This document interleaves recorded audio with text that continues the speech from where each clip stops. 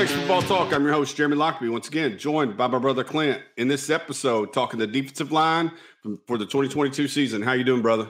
Hey, pretty good, man. I can tell you last year when we did, this show, there was a lot of burnt orange glasses that were coming on. And I think a lot of that is from the insider reports that you hear. The offensive line, offensive line's pretty good. Defensive line looks like they're pretty good during the fall. So I told Jeremy, and I think Jeremy's kind of in agreement. We're going to try to keep away from the burnt orange glasses in this one, kind of just give you the facts of what's going on and kind of where each one of these guys line up.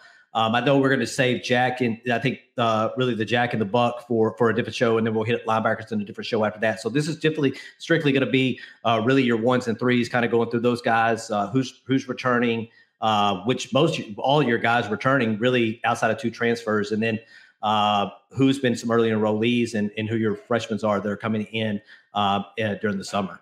Your thoughts on this, Jeremy? I just want to explain the shows real quick. So Texas Sports, the roster, does a good job of breaking out defensive linemen, edge players, and then linebackers. So the group that you're going to hear us talking about today is going to be the defensive linemen. The group down a little bit down the road is going to be an edge group made up of your smaller players, your outside linebacker type, or your faster defensive end bodies.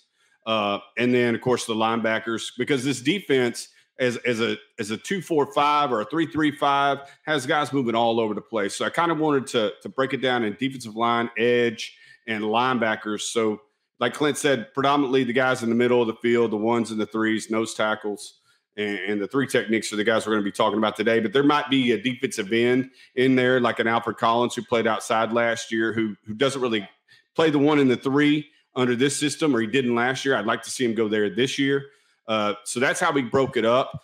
Do want to thank everybody. Clint did a good job in the tight end show of promoting the channel very early in that show. And like you said, we've seen tremendous growth over the last month. And as we turn into the defense, that lets us know that the season's coming quick.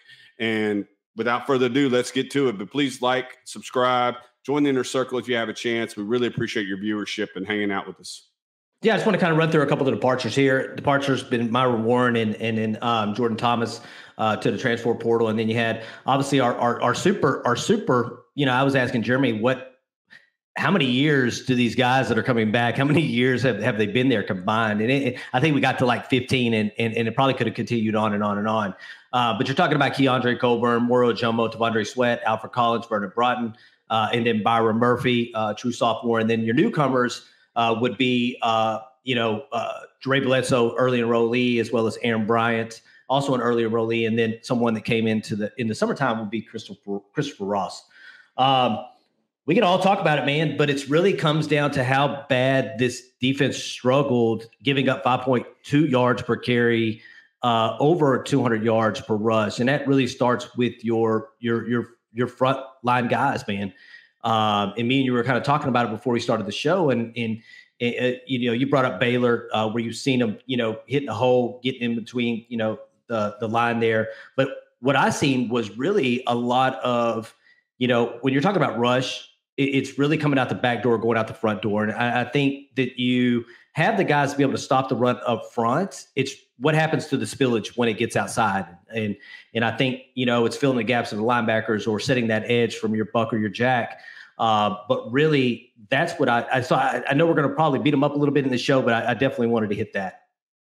Yeah, so with a three-man line, generally, like I said, with the defensive end, a 1 and a 3, you want your linebackers closer to the line of scrimmage, right? Because you want to have the ability to stop the run. Because generally, offensive lines have 5 guys plus a tight end sometimes on 3 guys. So sometimes you got to manufacture that line of scrimmage and bring your linebackers up closer. And that's kind of what you're talking about, is the 1 and the 3 would do their job in the middle of the field. But the linebackers or the edge guys wouldn't have, the penetration or be close enough to the line of scrimmage to stop the play before it got started.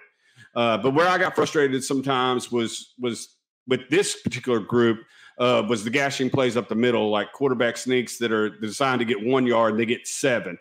Just hugging the offensive guard or center across from you and not trying to get off those blocks. Of course they're trying. I don't mean to be that negative, but but just inability to because again, this is a position where you're not going to get a whole lot of tackles.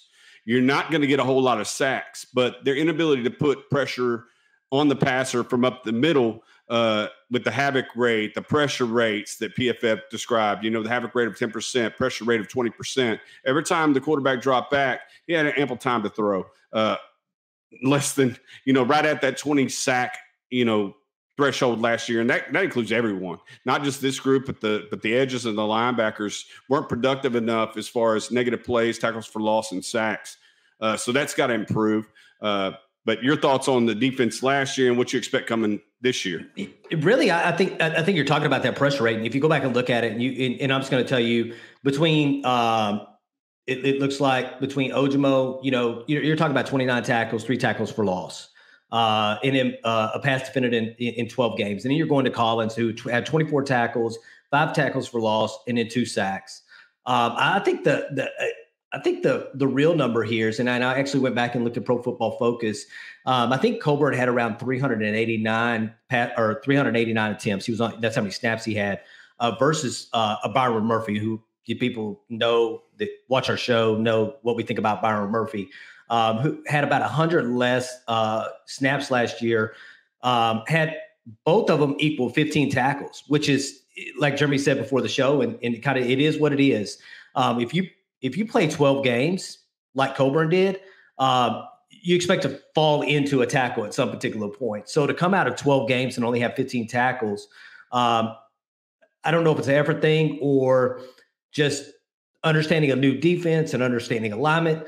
But Murphy, with 100 less attempts, had 3.5 tackles for loss and then 2 sacks, compared to Coburn's 1 sack. And I'm not just beating them up, but I think if you look at the sack numbers from, Sweat, which was 1 sack, I just don't think you got enough interior pressure. I actually went back and I've been watching a lot of, Alabama games from last year. And I can tell you that one of the things that affected Bryce Young, and this is kind of getting into that second game of this year, one of the things that affected Bryce Young the most was interior pressure. Obviously, he has the ability to escape the pocket. He's really, really good on the run, makes some really, really good passes. But once those quarterbacks feel that interior pressure and you have an opportunity to kind of suck them in and bring them out of that, to the outside, it gives your other guys an opportunity to be able to pass rush without having to go all the way around to get to the quarterback. So I think interior pressure this year is probably going to be the biggest thing for me. I think if your linebackers and your edges are able to, fill their gaps and set the edge, I think this run defense can get better. But to me, it comes down to how much interior pressure are you giving the quarterback. I think the 3 best players are the 3 techniques. Because again, I really like Alfred Collins as a 3, but Byron Murphy, 300, your most productive players as well, 309 pounds. Then Alfred Collins, 288, and Moro Jomo, 281. So, and those were the most productive players last year. If Texas decided to play, let's just say they threw Murphy as the nose tackle and had Collins as the 3 and a Jomo outside and then an edge player, that line would be quicker. Again, I don't know how they'd hold up against a power run game because again, they're not 43 pounds like Keandre Coburn, and they're not 340 like Trevondre Sweat. But the quickness aspect of it, if they felt confident enough to move Murphy to nose and then kept Ajomo as the 3 and Collins as the defensive end, that's your most productive group. But I think their fear is, putting a slightly undersized guy, especially moving to the SEC, probably puts them at a disadvantage against the power run game. But again, that's your most productive front in my mind. So what has to happen is Trevondre Sweat and Keandre Coburn need to pick up their game because I think the 3s will play as well as they did last year and get better. And then again, we're going to talk about the edges in a couple of days, but they're very, very young. After Ovia Gofu, there's not much. You're talking about guys like DJ Harris, Prince Dorba, and Barron Sorrell, who haven't had that much playing time.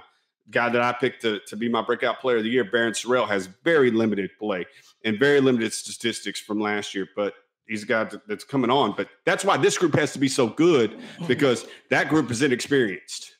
But one thing here, if you're looking at size, right? Size and structure of these guys that are playing the nose tackle, Trevondre Sweat 6'4", 340 pounds, right? He's played the nose tackle. 𝗟𝗜𝗏𝗘 𝗦𝗨𝗕𝗘, 6'3", 343 pounds. You go to a guy like Byron Murphy, they say 6'1". I'd probably closer to probably 6 foot, 5'11", at 309 pounds. And he's able to do it at, with that size. He's able to place nose tackle, something where you don't have, just like somebody that recruited just a couple of weeks ago in the 𝗟𝗜𝗞𝗘 Mitchell, right? That's, 6'3", 6'4", 348, 350 pounds. So to me, where do you see Byron Murphy playing? Do you see him playing a 3, or do you see him playing a 1 at that size?